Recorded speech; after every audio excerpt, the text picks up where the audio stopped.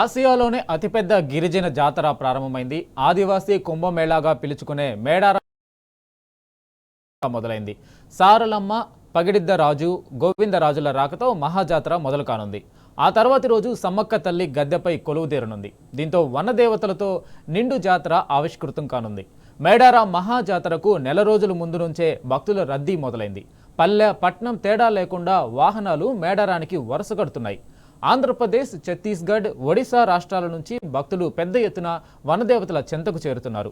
వారాంతాల్లో 8 నుంచి 10 లక్షల మంది భక్తులు తల్లులకు మొక్కులు చెల్లించుకుంటున్నారు. జంపన్న వాగులో పుణ్యస్నానాలు ఆచరించని నిలువెత్తు బంగారాన్ని సమర్పిస్తున్నారు. ఇక గద్దెలపైకి తల్లులు వచ్చే నాటికి ఓళ్లకు ఊళ్లే మేడారానికి తరలి వెళ్లనున్నాయి.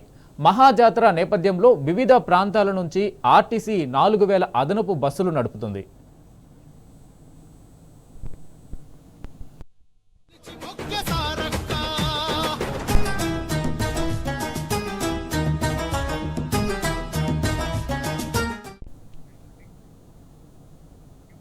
మేడారం జాతరకు సంబంధించి మరింత సమాచారం మా ప్రతినిధి రవికాంత్ అందిస్తారు. రవికాంత్, చెప్పండి.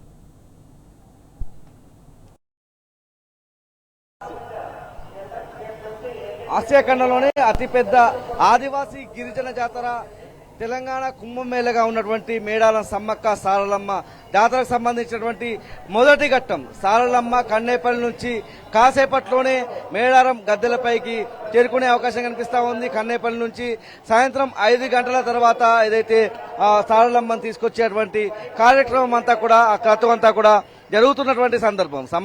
సారలమ్మను ఎవరైతే కాకా వంశీయులు తీసుకొస్తారో కన్నేపల్లిలోని ఆలయం నుంచి ఆ ర్యాలీ అంతా కూడా మొదలైనటువంటి సందర్భం. పెద్ద ఎత్తున పోలీసు బందోబస్తు కూడా ఏర్పాటు చేసినటువంటి పరిస్థితి మనం చూసినట్టయితే మొదటి ఘట్టం సారలమ్మ కన్నేపల్లి నుంచి తీసుకురావడం, అదేవిధంగా పగిడిద్దరాజును పూనుగొండ నుంచి తీసుకురావడం. పూనుగొండ నుంచి 66 కిలోమీటర్ల నుంచి 70 కిలోమీటర్ల వరకు మేడారం గద్దెలుంటాయి. వాళ్ళంతా కూడా పెనక వంశీయులు. పూనుగొండ నుంచి వాళ్ళంతా కాలినడకన ఇక్కడి వరకు తీసుకొస్తారు. నిన్న మధ్యాహ్నం తర్వాత అక్కడి నుంచి కాలి బాటలో వాళ్ళంతా వచ్చేటువంటి సందర్భం ఉంటుంది. పూనుగొండ నుంచి పగిడిద్దరాజును తీసుకొస్తారు. కొండాయి నుంచి గోవిందరాజును తీసుకొస్తారు. ఈ ముగ్గురు ఒకే దగ్గర జంపన్న వాగు దగ్గర 3 వంశీయులు కూడా ఎవరైతే సారలమ్మకు సంబంధించినటువంటి పూనుగొండలకు సంబంధించి పగిడిద్దరాజుకు సంబంధించినటువంటి వంశం పెనక వంశీయులు. వాళ్ళు పూనుగొండ నుంచి జంపన్న వాగు దగ్గరికి చేరుకుంటారు. మరోవైపు గోవిందరాజు ఏటునగర మండలం కొండాయి నుంచి దబ్బకట్ల వంశస్థులు తీసుకొస్తా ఉంటారు. ఈ క్రమంలోనే 3 వంశస్థులు కూడా జంపన్న వాగు దగ్గర కలుస్తారు. జంపన్న వాగు దగ్గరికి వచ్చేటప్పటికి కన్నేపల్లి నుంచి వచ్చేటువంటి సారలమ్మ వంశీయులు ఎవరైతే ఉన్నారో కాకా వంశీయులు జంపన్న వాగు దాటుతూ రావడం జరుగుతుంది. అంటే జంపన్న సోదరి సారలమ్మ కాళ్ళు కడగడం ద్వారా గద్దెల మీద తీసుకురావడం అనేది ఆనవాయితీగా వస్తుంది. కాబట్టి ఆనవాయితీ కొనసాగుతుంది. 3 వంశాలు కూడా దగ్గరలో ఉన్నటువంటి గద్దెలకు సమీపంలో ఉన్నటువంటి సమ్మక్క ఆలయానికి చేరుకుంటారు. ఆ ఆలయం దగ్గరికి చేరుకున్న తర్వాత సమ్మక్క సంబంధించినటువంటి వంశీయులు చందా వంశీయులు, కొక్కెర వంశీయులు, సారలమ్మకు సంబంధించినటువంటి కాకా వంశీయులు, గోవిందరాజు సంబంధించినటువంటి దబ్బకట్ల వంశీయులు, అదేవిధంగా పూనుగొండ నుంచి వచ్చినటువంటి పగిడిద్దరాజు సంబంధించినటువంటి పెనక వంశీయులు వీళ్ళందరూ కలిసి ఒక దగ్గర కలిసి వాళ్ళ ఆచార వ్యవహారాలు ఆదివాసీ సాంప్రదాయాల ప్రకారం అలయబలాయ చేసుకుని వాళ్ళంతా కూడా యోగక్షేమాలు అంటే 2 ఏళ్లకు ఒకసారి జరిగే అటువంటి జాతర కాబట్టి ఈ 2 ఏళ్ల పాటు ఎలా ఉంది, మీ కుటుంబం ఎలా ఉంది, ఈ రోజుల్లో అంటే సామాజిక వ్యవస్థలు వచ్చాయి, ఏదైతే ఫోన్ వచ్చింది, మాట్లాడుకునేటువంటి అవకాశం ఉంది. 100 ఏళ్ల నాడు వాళ్ళ గురించి వాళ్ళు మాట్లాడుకోవాలంటే, వాళ్ళ గురించి వాళ్ళు యోగక్షేమాలు తెలుసుకోవాలంటే ఇదంతా కూడా ఒక ఆదివాసీ తెగగా ఉంటుంది. ఇదంతా ఒక అడవి మార్గంగా ఉంటుంది, అటవీ ప్రాంతంగా ఉంటుంది. ఏ కమ్యూనికేషన్ లేని, ఏ సమాచార స్రవంతి లేని, సమాచార వ్యవస్థ లేని అటువంటి సందర్భంలో ఈ 4 వంశీయులు వీళ్ళందరూ కలిసినటువంటి సందర్భంలో సిద్ధమైన వంశస్థులు కూడా ఉంటారు. వీళ్ళందరూ కూడా ఎవరైతే సమ్మక్క, సారలమ్మ, పగిడిద్దరాజు, గోవిందరాజు ఈ వంశాలకు సంబంధించిన వాళ్ళందరూ కూడా సమ్మక్క ఆలయం దగ్గర కలుసుకుని వాళ్ళు యోగక్షేమాలు తెలుసుకుంటారు. వాళ్ళ ఆచార వ్యవహారాల ప్రకారం పూజా కార్యక్రమాలు చేస్తారు. మనం ఇక్కడ గమనించినట్లయితే పూనుగొండ నుంచి వచ్చేటువంటి పగిడిద్దరాజును పెళ్లి కొడుకుగా తీసుకొస్తారు. పెళ్లి కొడుకుగా తీసుకొచ్చినటువంటి పగిడిద్దరాజుకు సంబంధించి అక్కడ వివాహం కూడా సమ్మక్కతో చేసిన తర్వాత పగిడిద్దరాజును గద్దెలపైకి తీసుకొస్తారన్నటువంటి ఆనవాయితీ కూడా కొనసాగుతుంది. కాసేపట్లోనే వీళ్ళంతా కూడా జంపన్న వాగు నుంచి బయలుదేరి సమ్మక్క ఆలయానికి చేరుకుంటారు.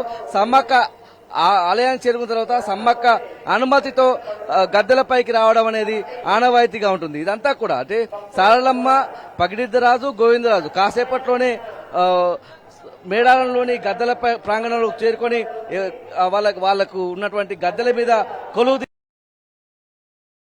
రెండవ ఘట్టంగా జాతరలోనే ప్రధానమైనటువంటి ఘట్టంగా సమ్మక్క గద్దెలపైకి చేరడం. రేపు మనం చూసినట్టయితే ఇప్పటికే కన్నేపల్లి నుంచి సారలమ్మను తీసుకొచ్చేటువంటి క్రమంలో భాగంగా శివాలు ఊగిపోతున్నటువంటి సందర్భం, శివసత్తులంతా కూడా ఊగిపోతున్నటువంటి సందర్భం మనం చూస్తా ఉన్నాం. నీళ్లు ఆరబోయడం అనేది ఇక్కడ ఆచారంగా ఉంటుంది. కన్నేపల్లి నుంచి సారలమ్మను తీసుకొచ్చేటప్పుడు మా ఆడపడుచును మేడారం గద్దెలపైకి తీసుకువెళ్తున్నారన్నటువంటి ఆనవాయితీలో భాగంగా వాళ్ళందరూ అక్కడ ఏదైతే నీళ్లు ఆరబోయడం అనేది ఉంటుంది. అక్కడికి ఏదైతే కన్నపల్లి గ్రామంలో ఉన్నటువంటి బొడ్రాయి దగ్గర నీళ్లు ఆరబోయడము, అక్కడి నుంచి ఇక్కడ వరకు కాకా వంశీలు తీసుకురావడం అనేది ఆనవాయితీగా వస్తుంది. పూర్తి స్థాయిలో మనం చూసినట్టయితే ముగ్గురు కూడా ఇవాళ మొదటి ఘట్టంలో భాగంగా సారలమ్మ, అదేవిధంగా పగిడిద్దరాజు, గోవిందరాజు గద్దెలపైన కొలువు తీరుతారు. రేపు సమ్మక్క వచ్చేటప్పుడు మరింత భక్తులంతా కూడా పెరిగేటువంటి సందర్భం ఉంటుంది. ఇవాళ సారలమ్మ వచ్చేటువంటి క్రమంలోనే మనం చూసాము పెద్ద సంఖ్యలో భక్తులు చేరుకున్నారు. మధ్యాహ్నం నుంచి అయితే ఫ్లోటింగ్ విపరీతంగా పెరిగిందని మనం చెప్పాల్సి ఉంటుంది. ఈసారి మనం ప్రభుత్వం చెప్తా ఉంది సాధారణమైనటువంటి భక్తులకు, సామాన్య భక్తులకే దర్శనాలకు అవకాశం కల్పిస్తామన్నారు. మనం ఉదయం చూసినట్టయితే పెద్ద ఎత్తున తోపులాట కూడా కనిపించింది. ఇవాళే ఇంత తోపులాట, ఇవాళే ఆ క్యూ లైన్లలో అస్వస్థతకు గురైనటువంటి భక్తులను చూసాం. రేపు సమ్మక్క వచ్చినప్పుడు ఇక్కడ మరింత శివాలు ఊగిపోయేటువంటి సందర్భం ఉంటుంది. జాతరకు మరింత శోభ కావచ్చు. ఇక్కడ ఉన్నటువంటి వాతావరణం అంతా కూడా ఒక భక్తి పారవశ్యంతో ఊగిపోయేటువంటి సందర్భం. మేడారం సమ్మక్క సారలమ్మ జాతరలో భాగంగా సమ్మక్క గద్దెల మీద వచ్చేటప్పుడు పూనకాలతో ఊగిపోయేటువంటి సందర్భం ఉంటుంది. చిలకలగుట్ట నుంచి రేపు సాయంత్రం సమ్మక్కను తీసుకొస్తారు చందా వంశీయులు, అదేవిధంగా కొక్కర వంశీయులు. చిలకలగుట్టలో అదృశ్యమయ్యారు సమ్మక్క అని చరిత్ర చెప్తా ఉంది.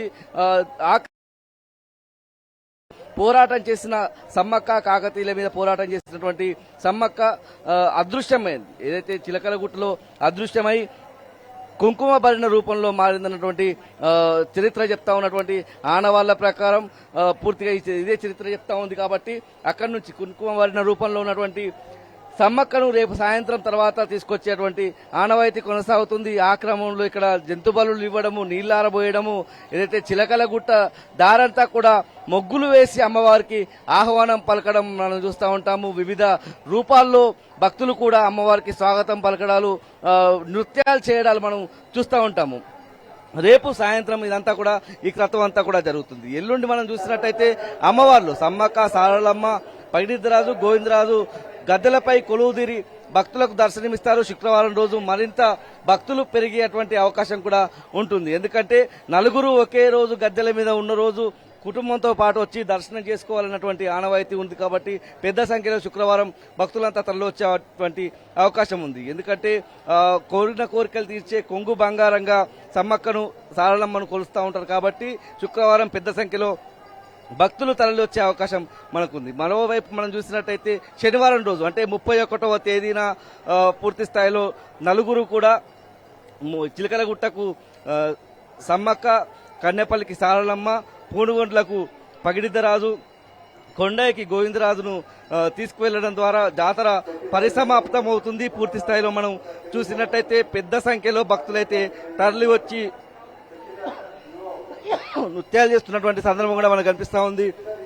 మేడారం సమ్మక్క సారలమ్మ జాతర అనగానే బెల్లం గుర్తొస్తుంది. బెల్లాన్ని ఇక్కడ బంగారంగా పరిగణిస్తారు. ఎత్తు బంగారం ఇచ్చి సమర్పించి అమ్మవార్లకైతే తమ మొక్కులను చెల్లించుకుంటున్నటువంటి సందర్భం కూడా మనకు కనిపిస్తోంది. మరింత ఫ్లోటింగ్ అయితే ఇవాళ సాయంత్రం నుంచి మరింత ఫ్లోటింగ్ అయితే పెరుగుతుంది. ముఖ్యంగా మనం చూసినట్టయితే సమ్మక్క వచ్చిన తర్వాత ఈ భక్తుల సంఖ్య మరింతగా పెరిగి ఏదైతే గద్దెల మీదకి అమ్మవార్లు రాకముందే నిన్నటి వరకే దాదాపు 50 లక్షల పైచిలకు మంది భక్తులు వచ్చి దర్శనం చేసుకున్నారని అధికారులు అంచనా వేస్తున్నటువంటి పరిస్థితి. తోపులాటలు జరుగుతూ ఉన్నాయి. ఇప్పటికైనా అధికారులు ఆ క్యూ లైన్ల దగ్గర మరింత పటిష్టమైనటువంటి భద్రత ఏర్పాటు చేసి బందోబస్తు ఏర్పాటు చేయాల్సినటువంటి సందర్భం కూడా మనకు కనిపిస్తోంది. Right Ravikant, thank you.